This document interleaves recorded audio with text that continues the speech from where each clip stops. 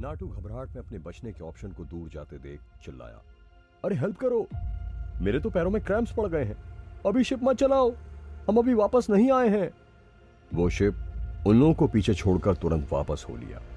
Ship पर मौजूद लोगों ने कुछ देर तक पुष्कर के बारे में बातचीत की और फिर अपने अपने कामों पर लग गए, जिसकी वजह से रेस्टोरेंट का माहौल वापस शांत हो गया। मृणाल ने हैरान होते हुए पूछा, पुष्कर, क्या तुम भी स्पेशल फोर्सेस के मेंबर हो? मृणाल साथ ही साथ कनिष्का को भी सहारा दे रही थी, जो कि नशे में धुत हो चुकी थी। पुष्कर ने सिर हिलाते हुए ना कह दिया। पुष्कर और इंस्ट्रक्टर धनंजय के बीच का रिश्ता केवल और केवल लेन देन का था। इंस्ट्रक्टर धनंजय केवल और केवल पुष्कर की बनाई हुई दवाइयों से मतलब रखता था, और अब जब धनंजय ने सोनाली को भी इस मैटर में घसीट लिया था, तो धनंजय को सोनाली को भी कुछ दवाइयां देनी थी। सोनाली ने मुस्कुराते हुए पुष्कर से कहा, मैं अपने आप को इंट्रोड्यूस करना चाहती हूं, मेरा नाम सोनाली है, मैं पैंथर स्पेशल फोर्सेस से हूं। पुष्कर ने बस इतना ही कहा। पुष्कर जानता था कि सोनाली को उसकी असली आइडेंटिटी के बारे में भी पता होगा। जहां तक कि डार्क लिस्ट की बात थी, पुष्कर अभी भी अपनी आइडेंटिटी सबको नहीं बताना चाहता था। पुष्कर डार्क लिस्ट की कैपेबिलिटी से अच्छी तरह से वाकिफ था। वो जानता था कि अगर डार्क लिस्ट वाले ना चाहें तो स्पेशल फोर्स भी इस बात का पता नहीं लगा सकती थी कि डार्क लिस्ट का असली लीडर कौन था। पहले भी जब संग्राम वहां का लीडर था तो लोगों को भले ही संग्राम नाम मालूम था, लेकिन किसी ने भी उसे असल में देखा नहीं था, ना ही कोई उसकी आइडेंटिटी को कंफर्म कर सकता था। सोनाली ने पुष्कर को गौर से देखा और फिर गहरी आवाज में बोली, पुष्कर श्रीवास्तव, मैं घुमा फिरा कर बात करना पसंद नहीं करती। मैंने सुना है कि तुमने धनंजय के साथ कुछ दवाइयों की डील की है। वो तुम्हें उन दवाइयों के कितने पैसे देता है? मैं डबल दे सकती हूँ अगर तुम मेरे साथ डायरेक्ट डील कर लो। पुष्कर बस मुस्कुरा दिया। पुष्कर जानता था कि सोनाली जैसे बड़ी पोस्ट के लोग बहुत बिजी होते थे और समय उनके लिए बहुत कीमती होता था, इसलिए वे सीधी सीधी ही बात करते थे। और इस वक्त सोनाली एक डेप्यूटी कैप्टन को सबके सामने पीट चुकी थी। इसका मतलब था कि सोनाली को पुष्कर से बहुत बड़े फायदे की उम्मीद थी। पुष्कर ने अचानक कुछ सोचा और कहा, क्या तुम्हारे पैंथर स्पेशल फोर्सेस की सभी मेंबर्स लड़कियां हैं? सोनाली ने तुरंत कहा, हाँ, क्या तुम भी हमारी स्पेशल फोर्स ज्वाइन करने में इंटरेस्टेड हो? अगर ऐसा है तो मैं तुम्हारे लिए एक एक्सेप्शन कर सकती हूं। हमारी पूरी पैंथर स्पेशल फोर्स में केवल तुम ही एक लड़के रहोगे। सोनाली उन खास दवाइयों के लिए एक लड़के को भी अपनी स्पेशल फोर्सेस में शामिल करने के लिए तैयार थी। पुष्कर ने हंसते हुए अपना सिर ना में हिलाया और जवाब दिया, अभी वो दवाइयां मेरे पास नहीं है, लेकिन हाँ, जब मैं वापस जाऊंगा तो मैं तुम्हें कांटेक्ट जरूर करूंगा, लेकिन मेरी भी कुछ कंडीशंस हैं। सोनाली बिना हिचकते हुए बोली, ठीक है, बताओ क्या कंडीशन है? वैसे पुष्कर, मुझे कुछ देर पहले रिपोर्ट मिली थी कि तुमने ही हाफिज ने गैंग वालों को खत्म किया है। ये तुमने कैसे किया? जहां तक मेरी समझ है ये एक इम्पॉसिबल काम है, और एक बात यह भी कि वहां पर उनके सालों से इकट्ठे किए हुए एंटीक्स और सोने चांदी का खजाना भी वहीं था। उसके बारे में भी हमें कोई जानकारी नहीं मिली है। क्या इस बारे में तुम्हें कुछ पता है? पुष्कर ने सोनाली को देखा और कहा, इंस्पेक्टर सोनाली, कहीं तुम्हें यह तो नहीं लग रहा है कि वह सब खजाना मैंने रख लिया है? सोनाली ने पहले ही नोटिस कर लिया था कि पुष्कर के पास कोई सूटकेस या कोई बैग या सामान नहीं था, इसीलिए उसे पता था कि पुष्कर ने वो सब खजाना नहीं लिया होगा, लेकिन एंटीक्स गायब तो थे ही। भले ही सोनाली ने आइलैंड को चारों तरफ से घेर रखा था, लेकिन फिर भी उसे लग रहा था कि अब वह खजाना उसे दोबारा कभी नहीं मिलने वाला था।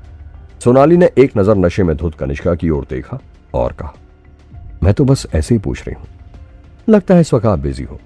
फिलहाल तुम इस कनिष्का को आराम के लिए उनके कमरे में भेज देते हैं, फ्री होकर बाद में बात करेंगे। पुष्कर कनिष्का को गेस्ट रूम ले आया था, साथ में मृणाल और लालू भी आए थे। पुष्कर ने कहा, मृणाल, इसका ध्यान रखना। पुष्कर जानता था कि कनिष्का केवल नशे में थी, इसलिए पुष्कर के वहां रहने की कोई जरूरत नहीं थी। मृणाल ने मुस्कुराते हुए कहा, पुष्कर जी, आप मुझे डॉल भी कह सकते हो। पुष्कर ने भी मुस्कुराकर जवाब दिया, ओके डॉल। मृणाल शर्माते हुए पुष्कर से बोली, मुझे नहीं पता था कि आपकी पहुंच इतनी ऊपर तक होगी, लेकिन कनिष्का ने थोड़ी देर पहले जो कहा था वो सच था। क्या आप हमारी फैमिली की मदद कर सकते हैं?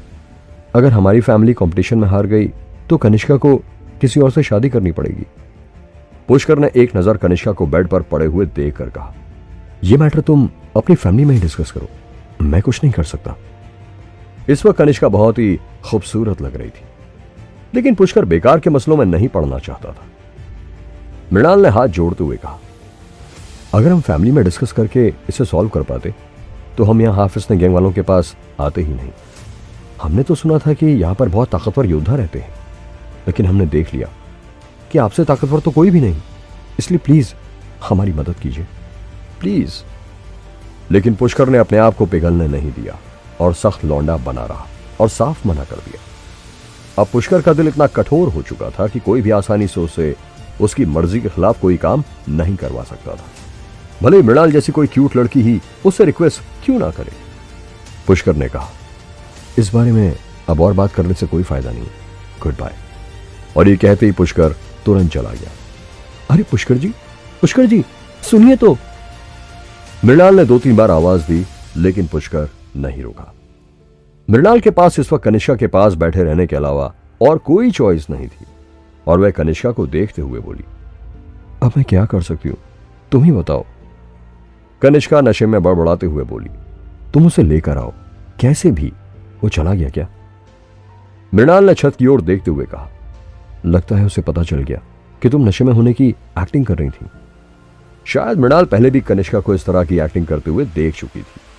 कनिष्का ने गुस्से से अपने होंठ काटते हुए कहा, आज तो मेरी बहुत ज्यादा बेइज्जती हो गई, मुझे तो यकीन नहीं हो रहा। और सबसे बेकार बात तो यह है कि इस सब के बाद ही पुष्कर मेरी हेल्प भी नहीं करना चाहता। कनिष्का सोचने लगी, ये पुष्कर कितना कमीना है, मुझ जैसी सुंदर लड़की की रिक्वेस्ट को भी मना कर दिया इसने, और अब तो इंस्पेक्टर सोनाली भी पुष्कर से हंस कर बातें कर रही थी। मुझे समझ में नहीं आ रहा आखिर पुष्कर है क्या चीज। कनिष्का को लग रहा था कि पुष्कर, जो कि बहुत ही ज्यादा हैंडसम और अट्रैक्टिव था, और साथ ही साथ बहुत ज्यादा ताकतवर भी था, वो इकलौता था जो कनिष्का का पति बनने के काबिल था। मृणाल ने तुरंत कहा, लेकिन आप समझ क्यों नहीं रही हो, अगर पुष्कर को हमारी फैमिली की तरफ से कंपटीशन में पार्टिसिपेट करना है तो उसे आपसे शादी करनी ही होगी, और अगर शादी हो गई तो आपको उसके साथ वो सब भी करना पड़ेगा। कर पाओगी? कनिष्का ने तुरंत कहा, ऐसी बेशर्मी वाली बातें मत करो, और वैसे भी ये सब मैं अपनी फैमिली के लिए कर रही हूं, अपने लिए नहीं, और पति पत्नी को तो ये सब करना ही पड़ता है। दूसरी तरफ पुष्कर अपने कमरे में वापस आ चुका था। पुष्कर को उम्मीद नहीं थी, लेकिन इस वक्त उसके कमरे में सोनाली बैठी हुई थी और वो लैपटॉप पर कुछ टाइप कर रही थी। सोनाली इस वक्त बड़े बड़े चश्मे पहने हुए थी और उसकी उंगलियां तेजी से कीबोर्ड पर टाइपिंग कर रही थी। सोनाली खूबसूरती, इंटेलिजेंस और मैच्योरिटी का एक गजब का कॉम्बिनेशन थी। सोनाली ने तुरंत लैपटॉप बंद करते हुए पुष्कर को हैरान होकर देखा। अरे तुम तो बहुत जल्दी वापस आ गए, मुझे लगा था तुम 2-3 घंटे तो लोगे ही। पुष्कर ने प्ले अलोंग करते हुए कहा, अब इंस्ट्रक्टर सोनाली मेरा इंतजार कर रही थी तो मैं देर कैसे कर सकता था। इस वक्त स्पेशल फोर्सेस का पुष्कर के साथ जो रिलेशन था वो बहुत ही नाजुक था। एक तरफ तो धनंजय ने बहुत कोशिश की थी कि पुष्कर किसी तरह उनकी स्पेशल फोर्सेस ज्वाइन कर ले। पुष्कर की जो ताकत थी उसके हिसाब से तो पुष्कर आधी स्पेशल फोर्सेस की ताकत रखता था। दूसरी तरफ पुष्कर की दवाइयां थी। पूरे के पूरे भारत में शायद इस वक्त और ऐसी कोई दवाई नहीं थी जो स्पेशल फोर्सेस की ताकत को इतने कम समय में इतनी ऊंचाई तक ले जा सकती थी। इस वक्त धनंजय के लिए पुष्कर इतना ज्यादा इंपॉर्टेंट था कि वह 2-4 कैप्टन और डिप्टी कैप्टन को खोने के लिए भी तैयार था, और यही देखकर सोनाली भी पुष्कर को बहुत इंपॉर्टेंस दे रही थी। बिल्कुल, मुझे तुमसे कुछ बहुत जरूरी बात करनी है। जहां तक तुम्हारी दवाइयों की बात है, वो तो व्हाइट टाइगर स्पेशल फोर्सेस के पास भी है, और मैं चाहती हूं कि मेरी पैंथर स्पेशल फोर्सेस के पास भी वो दवाई आ जाए। तुम्हारी जो भी कंडीशंस हैं, मैं वो सब मानने को तैयार हूं। ये कहते हुए सोनाली ने पुष्कर को पैंथर पैटर्न का बना हुआ एक गोल्ड कार्ड दिया। सोनाली ने कहा, पूरे पैंथर स्पेशल फोर्स में इस तरह के केवल 10 ही कार्ड्स हैं, बाकी दुनिया में तो ये ज्यादा कुछ काम का नहीं है, लेकिन जहां तक मिलिट्री की बात है, ये कार्ड तुम्हारी बहुत मदद कर सकता है। पुष्कर जानता था कि ये कार्ड सोनाली उसे ऐसे ही नहीं दे रही थी, लेकिन फिर भी पुष्कर ने उस कार्ड को ले लिया और कहा, ठीक है, जो दवाइयां तुम चाहती हो मैं तुम्हें कल दे दूंगा। सोनाली ने खुश होते हुए तुरंत कहा, वाह, ये हुई ना बात, अब तुम मुझे और भी ज्यादा अच्छे लगने लगे हो। एक बात और, अगर तुम पैंथर स्पेशल फोर्स ज्वाइन करते हो तो मैं तुम्हें कैप्टन की पोजीशन देने को तैयार हूं। भले ही पैंथर टीम के सभी मेंबर्स बहुत ताकतवर थे, लेकिन हर मिशन के बाद वो घायल हो जाते थे। और तो और बाकी की 3 स्पेशल फोर्सेस के मेंबर्स पैंथर वालों को हमेशा खुद से कमजोर समझते थे। लेकिन अब सोनाली के पास मौका था कि सारी बाजी पलटी जा सकती थी। पुष्कर ने जवाब दिया, नहीं, मुझे पैंथर ज्वाइन करने की कोई जरूरत नहीं है। मैं किसी बंधन में नहीं रहना चाहता। पुष्कर ने कार्ड केवल इसीलिए लिया था क्योंकि हो सकता था कि यह कार्ड फ्यूचर में उसके काफी काम आ सकता था। लेकिन पुष्कर पैंथर्स का कैप्टन नहीं बनना चाहता था। कुछ ही दिनों में कॉलेज भी स्टार्ट होने वाला था, इसलिए पुष्कर अपना सारा टाइम केवल प्रियंका के साथ गुजारना चाहता था। पुष्कर की सोनाली के साथ इस डील की वजह से स्पेशल फोर्सेस के साथ उसके रिलेशन काफी बेहतर हो गए थे। एक लंबी जर्नी के बाद पुष्कर आखिरकार अपने लेक साइड विला पर वापस पहुंच गया। इस वक्त घर पर प्राची, सोनिया, नैना और दादाजी सभी मौजूद थे और वह पुष्कर को देखकर बहुत ज्यादा खुश थे। प्राची ने जोर से चिल्लाते हुए कहा, पुष्कर, पुष्कर, तुम आखिरकार वापस आ ही गए। वो इस वक्त बाहर के लॉन में एक साइकिल इधर उधर दौड़ा रही थी। सोनिया ने शर्माते हुए कहा, पुष्कर, तुम्हारा एडमिशन का नोटिस भी आ गया है। गैस करो, तुम्हें कौन सी यूनिवर्सिटी में एडमिशन मिला है?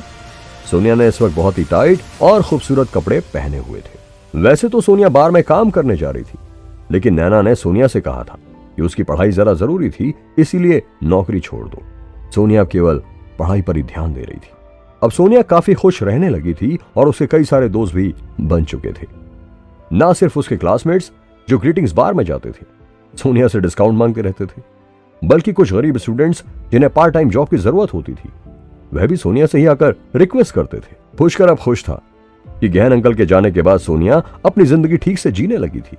पुष्कर ने मुस्कुराते हुए कहा, मुंबई यूनिवर्सिटी, अब खेलना बंद करो और घर के अंदर चलो। पुष्कर के मुस्कुराने की वजह सोनिया नहीं थी, वो तो इसीलिए मुस्कुरा रहा था कि अब वो प्रियंका को हासिल करने की अपनी जंग शुरू करने वाला था। क्या करने वाला था पुष्कर सोनाली के गोल्ड कार्ड का? क्या पुष्कर और प्रियंका अब एक ही क्लास में होंगे? जानने के लिए सुनते रहिए ये एक्साइटिंग कहानी सिर्फ पॉकेट एफएम पर।